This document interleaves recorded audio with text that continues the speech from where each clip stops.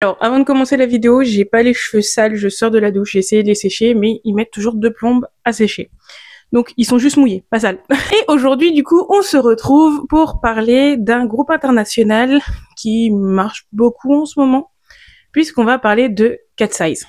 Des groupes créés par des agences coréennes ou en Corée à visée internationale, il y en a eu beaucoup. Si on prend de divers horizons, il y a eu Catchy, Vicha, et plein d'autres. Je donne les premiers qui me viennent en tête. Et Catsize, elles, ont l'air de sortir du lot. Bon, le cas Vicha, il faudrait que je revienne dessus, mais il y avait visé à faire quelque chose de pas mal aussi. Mais du coup, aujourd'hui, on parle du cas de Catsize, qui fait beaucoup parler d'elle en ce moment, et pas dans le mauvais sens, enfin, ça dépend.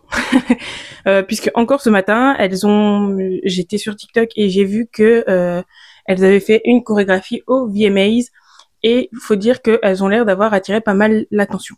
Mais donc du coup, pourquoi Catsize fonctionne?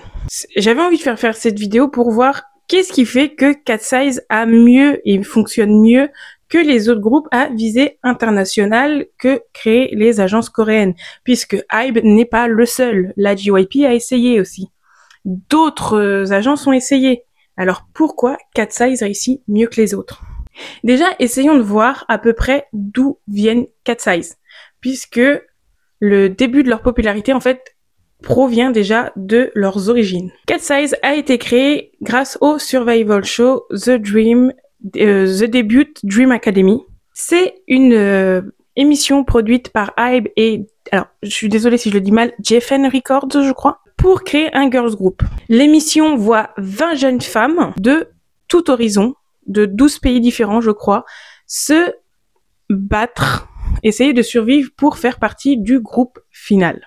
Je crois qu'elles ont déjà fait beaucoup parler d'eux puisque leur première mission a été de chanter une chanson. Elles étaient divisées en plusieurs groupes et si je vous dis Wannabe des Spice Girls ou encore le Séraphim, c'est des reprises qui ont été faites par certains groupes et déjà là, l'émission a quand même beaucoup fait parler d'elle, donc certains fans sont arrivés. Suite aux éliminations après ces fameux tests, il ne restait que 10 participantes. Et ce qui donne à la fin le groupe Catsize avec 6 membres qui sont Sophia, Lara, Youngchae, Megan, Daniela et Manon. Il faut savoir que, comme pas mal d'émissions dernièrement, The Debut Dream Academy était une émission qui fonctionnait grâce au vote des fans. Et si je prends par exemple le cas le plus connu, c'est Island. The Debut Dream Academy marchait de la même façon. Ça veut dire qu'après chaque mission, les fans votaient pour le membre qui voulait sauver. Et donc du coup, déjà arrivé ici, les filles qui sont dans le groupe Catsize avaient déjà à peu près leur petite fanbase avant même leur début en tant que groupe. Donc le groupe voit donc le jour lors de la finale de l'émission qui a lieu le 17 novembre 2023.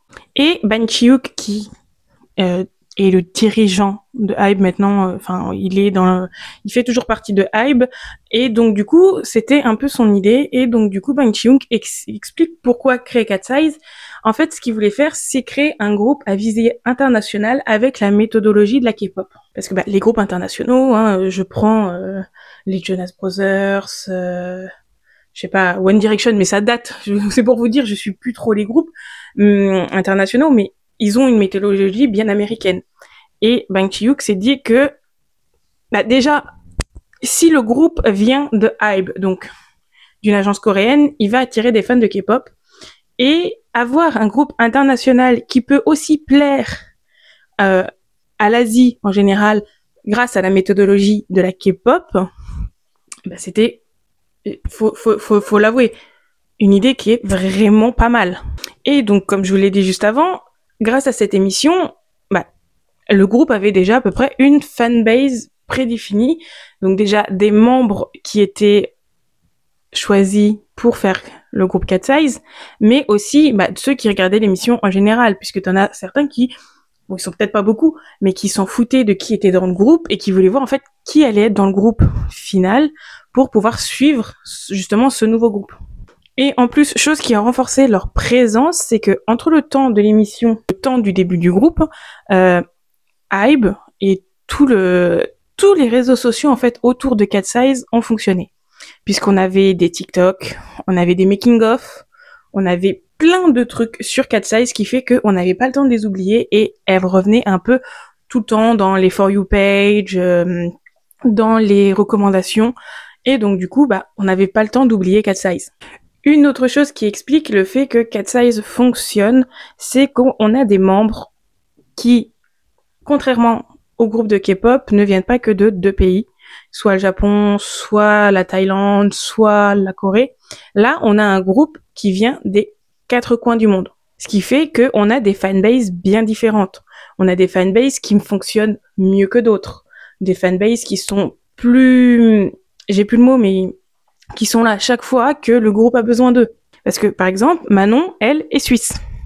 Sophia est américo-philippine, j'espère que je le dis bien. Daniela, Lara et Megan sont américaines. Et Youngchae est coréenne. Ce qui fait qu'on a quand même un groupe avec des ethnies assez différentes, qui fait que, ils amassent des fans très différents. Puisque, surtout, les fans des nationalités des membres vont peut-être être plus actifs que d'autres, puisque ils veulent représenter leurs membres dignement. Une chose qui marche aussi beaucoup, c'est que comme c'est un groupe à visée internationale, et on a des promotions qui se font aussi bien en coréen, puisque, comme il l'a dit, c'est un groupe à visée internationale avec les méthodologies de la K-pop. Donc le groupe fait des interviews, des émissions, tout ça en Corée, mais aussi dans les autres pays. Bon, beaucoup l'Amérique, mais quand on veut fonctionner à l'international, faut pas se leurrer, c'est en Amérique qu'il faut aller. Et donc, du coup, ce qui fait qu'on a pas mal d'interviews, d'émissions, tout ça, en Corée et aux États-Unis. Ce qui fait que, on a des interviews, tout ça, du contenu en coréen et en anglais. Ce qui est bien, c'est que, l'anglais, tout le monde le comprend puisque c'est la langue internationale. Donc, ça ouvre encore plus de portes. Et en plus, c'est le fait que Cat Size soit un groupe international avec des méthodologies de K-pop. On n'a pas cette phrase et cette idée que le groupe va perdre son identité. Puisque on nous dit pas que c'est un groupe de K-pop. Cat Size n'a jamais voulu être un groupe de K-pop. Cat Size est un groupe international, donc le fait qu'il y ait plus d'anglais que de coréens dans leurs chansons, on peut pas dire que c'est une perte d'identité. Justement, ce genre de groupe, je trouve que c'est un peu une passerelle entre la K-pop et l'Occident. Et là, on n'entend pas des gens dire ils perdent leur identité comme les groupes de K-pop qui font de plus en plus de chansons en anglais, puisque là, Cat Size, eux, c'est leur but. Leur but, c'est de faire des chansons pour l'international. Bien sûr, de ravir aussi les fans coréens, mais donc du coup, on nous dit pas c'est un groupe de K-pop qui fait des chansons en anglais. Non, c'est un groupe international qui fait ce pourquoi il est dû. Une chose aussi qui apporte beaucoup de visibilité, c'est que Cat Size touche à tous les types de musique. On a autant des musiques type coréenne, des musiques type américaine, que des musiques dernièrement avec Gabriella, des musiques de type latine. Ce qui fait que on touche un peu différents publics. Et ça, ils l'ont très bien compris parce que je pense que dans le futur, on verra d'autres musiques avec d'autres inspirations de différents pays. Ça, j'en suis sûre. Prenez, par exemple, Debut, leur musique pour leur début, elle a un style quand même assez américain, et quand on prend Gabriella dernièrement, Gabriella, c'est typiquement de la musique latine, ils le font voir en plus dans le clip puisqu'on a un peu cet effet de telenovela, et ça, j'ai adoré. Puis il faut pas se leurrer, Cat Size vient de Hybe. Cat Size vient de Hybe qui a des gros noms derrière eux. Puisque Hybe, c'est BTS, Hybe, dernièrement, c'est Seventeen, c'est le Seraphim, j'ai envie de dire, il y a Enhypen aussi.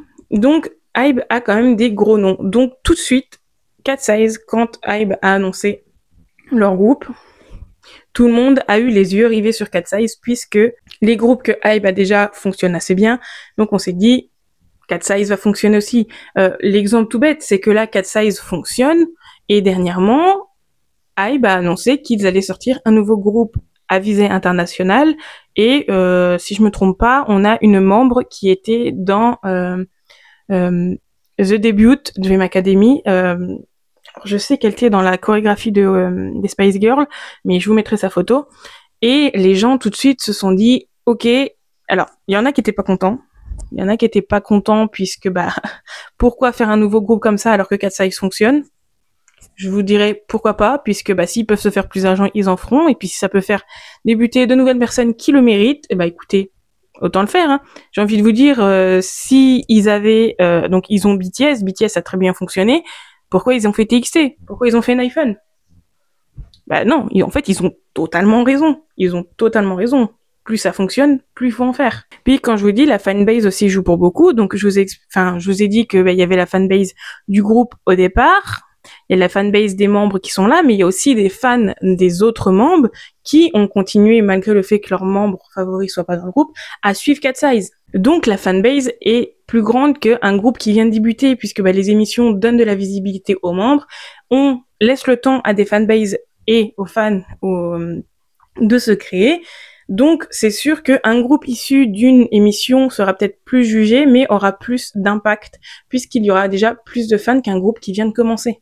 Donc, comme je l'ai dit juste avant, Cat Size a la chance d'avoir un groupe, enfin, une agence qui n'est autre que Hybe, donc déjà, ça ouvre pas mal de portes, mais quand on regarde Giffen Record, ce n'est autre que une société, enfin, je sais pas trop comment définir ça, mais ça appartient à Universal Record. Universal Record qui est un géant sur le marché américain, même chez nous, en France, en Europe. Universal Record, donc Giffen Record, peuvent ouvrir à Cat Size les portes à l'international. Hybe ouvre les portes en Corée, en Asie en général, et Giffen Record ouvre à l'international. Et l'un comme l'autre, que ce soit Hybe ou Giffen Records, bah, ils ont le carnet d'adresses, ils ont les compositeurs, ils ont l'argent pour les clips, ils ont l'argent pour les déplacements, pour les concerts, tout ça. Donc, je vous dis, en fait, tous les feux sont ouverts dès le départ pour que Cat Size fonctionne. Ils ont tout pour réussir, et ils ont réussi. Parce que, enfin, on va pas se le cacher, Cat Size, même dans le monde de la K-pop comme à l'international, bah, ils fonctionnent. Ils fonctionnent et ils ont de la bonne musique. Donc en fait, Hybe a réussi son coup. Puis comme je vous l'ai dit, c'est un groupe international avec les codes de la K-pop. Et ça se voit puisque bah on a des clips qui sont, enfin, on a en fait le fond qui est K-pop, la forme internationale. Parce qu'on a des clips quand même qui, bon, ressemblent à la K-pop, mais restent quand même très bien américanisé, donc internationalisé, je sais pas si ça se dit, mais en tout cas, on a 4 sizes qui sont internationales, mais on a quand même des teasers, des MV, on a plein de choses qui se rapportent à la K-pop, et donc du coup, on voit bien que c'est un groupe international, mais qui a quand même bien les codes de K-pop, puisqu'on a des dance practice, on a plein de trucs qui sont comme les groupes de K-pop, sauf que Cat Size n'en est pas un. Mais on reste sur les codes de la K-pop. En conclusion, bah, Cat Size avait dès le début tous les feux verts, tous les prérequis pour être un groupe qui fonctionne. Et bah, ils ont réussi leur coup, même si il y a pas des scandales, mais un peu des trucs qui font tâche. Cat Size est quand même un groupe qui plaît, leur musique plaît. C'est pour vous dire que j'ai aimé leurs chansons depuis le début. Bon, j'ai eu un petit peu de mal avec Gnarly. Mais bah en fait maintenant Gnarly elle est dans mon téléphone, elle passe. Elles sont incroyables en plus. Bon, il peut y avoir Cat Size comme tous les groupes. Il y a des gens par exemple qui détestent Manon. Par exemple dernièrement je crois que c'est Lara qui a eu un petit scandale, tout ça. Mais justement, enfin, elles font parler d'elles à tous les niveaux et ça c'est bien. Enfin, faut éviter les scandales quand même. Je dis pas qu'il faut faire des scandales pour marcher. Mais en tout cas, bah, Cat Size a réussi, Hybe a réussi son pari, et regardez, ça fonctionne tellement qu'il va recommencer. Ils vont recommencer, ils mettent un deuxième groupe en route. On a des membres avec une diversité de talents et une diversité d'ethnies qui est incroyable. Donc dites-moi en commentaire ce que vous pensez de Cat Size, si vous pensez qu'il y a d'autres choses qui font qu'elles ont réussi. Et puis bah, on se retrouve dans une autre vidéo. Moi, je vous souhaite une bonne journée, une bonne soirée en fonction de l'heure à laquelle vous regardez cette vidéo. Et surtout, prenez soin de vous.